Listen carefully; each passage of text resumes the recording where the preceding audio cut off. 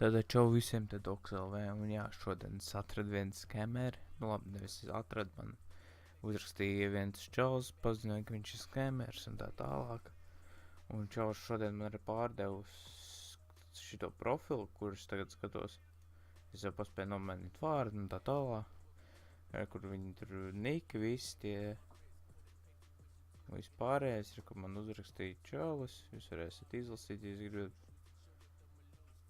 Kur tā. Varu, ka viņš arī bija nopircis no viņa profilu. Un Ziemassvētku rītā viņam vienkārši parādīja, ka tas profili nav viņa vairs. Ka viņš ir coverots. Tā kā, jā. Es ielikšu Steam linku tā profila, kur viņš man skemoja. Uz tā mēlera, kur šitan ir, kur ir pierādījums, ka viņš viņam pārdeva un tā tālāk. Un man ir tieši tas pats. Mēs viņam izdzēsām visas spēles tam čalim, ja viņš ir coveros. Un kas vēl? Kas vēl bija?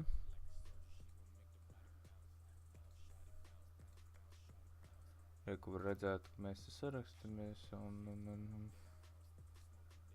kad jā, viņam ir rekur spēles, un tā viņam vairs nav spēles, cik Sage arī vairs nav vairāk pie gamiem rādās free-to-play spēles. Un cik Sage test servers vēl rādās. PUBG's vairāk nerādās. Nu, tā kā ir izdzēsts ārā, un jā, viņš man mēģināja noskamāt 15 eiro. Čals dabba pretī. Jā, vairāk te nekā nav. No, viņš uzrakstīja man, lai es uzmanos, viņš uzrakstīja, domāju sakarīgs čals, bet beigās paņēma Ziemassvētku rītā, atņēma profilu. Ziemassvētku rīta dāvana. Tā kā jā, es iesaku jums visiem uzmanīt, es iemetīšu to čaļā Steam kontu lejā. Un kāda tur nika viņam bija. Tūlīt arī iemetīšu. Tā, šitas ir tas čels, kas man pateica.